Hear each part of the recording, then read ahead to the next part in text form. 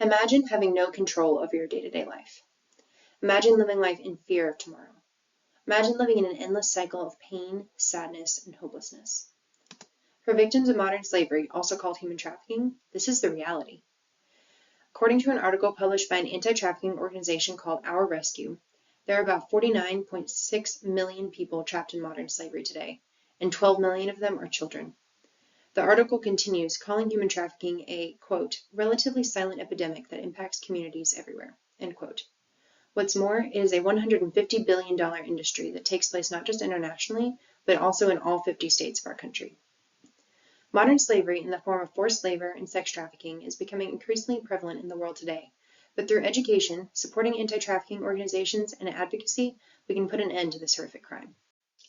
I'd like to begin by giving a brief overview of some of the more prevalent forms of human trafficking today.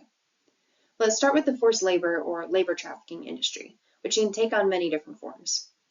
An impoverished child in Ghana might meet someone offering him a better life with new school and new opportunities, only to discover that he has been taken to one of the country's massive fishing lakes. The child will now work from before dawn to well after dusk, untangling the fishing nets in the murky depths of the lake. This is an incredibly dangerous job, as it's easy for the kids to become tangled in the nets themselves and drown, and many of these kids do not know how to swim when they arrive at the lake. This is only one example, and according to an article on human trafficking published by the U.S. Customs and Border Protection in April 2024, of the 24.9 million people trapped in forced labor today, 16 million of them are, quote, exploited in the private sector such as domestic work, construction, or agriculture, end quote. Another common form of modern slavery is sex trafficking. While this crime victimizes both males and females, the article I cited earlier by the U.S. Customs and Border Protection points out that the statistics skew sharply towards women and girls, noting that females make up about 99% of the victims of the, quote, commercial sex industry. Sex trafficking takes on three main forms: brothel work, domestic exploitation, and online exploitation. Women and girls are sold to brothels all over the world and are forced to entertain customers throughout the day, or they're sold into domestic work and exploited. Either way, the girl is trapped with no idea how to escape or find help. The online sexual exploitation of children, ONEC, has increased with internet accessibility. Children are exploited and abused, and their suffering is made public on the internet via live stream and photos. International Justice Mission, IJM, an anti-trafficking organization, reported on their website that the Philippines is a major hub for online exploitation.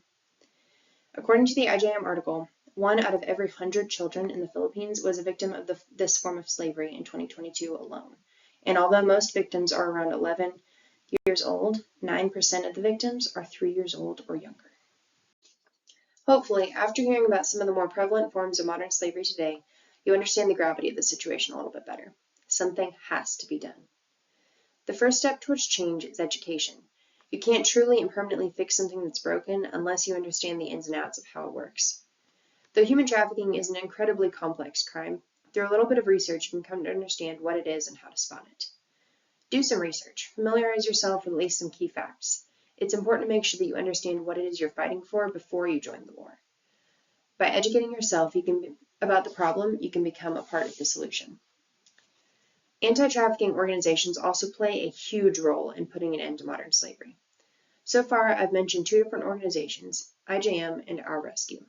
Both these nonprofits are hard at work rescuing and rehabilitating as many victims as they can, and there are many more trying to do the same.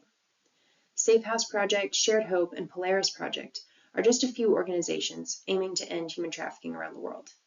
These nonprofits need donations to continue to operate, and by supporting them in their work, you are helping to end modern slavery. Monetary donations are incredibly important for these organizations to operate and continue their work, but sending money isn't the only way you can be involved. Donations of time and energy are also valuable. These organizations need boots on the ground, voices in court, and ears to listen to the victims share their stories.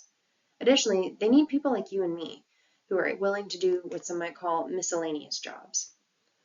Sorting mail, running a local office, organizing fundraisers, and spreading the word may not sound as glamorous or impactful as some of the roles I mentioned earlier, but these organizations couldn't function without people doing their part on this end, and that includes all the seemingly small or unimportant jobs. Not only should you do your research and be involved in anti-trafficking organizations yourself, but you can also be an advocate and encourage others to do the same.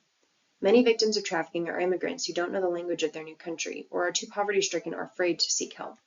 By raising awareness about the situation, you can raise support for those suffering around the world and help enable others to do the same. Once you've educated yourself, spread the word to others. Imagine a world with no more oppression, a world where mothers can watch their kids grow up free and happy without fear. Imagine a world where kids can be kids without spending their days in an endless cycle of enslavement and exploitation. This is the kind of world that I want my kids and grandkids to grow up in, and I truly believe that it's possible. By taking the steps I mentioned earlier, we can have a world like this. The human trafficking crisis is only growing, but together we have the power to change that. There are a couple small steps you can take to be part of the solution.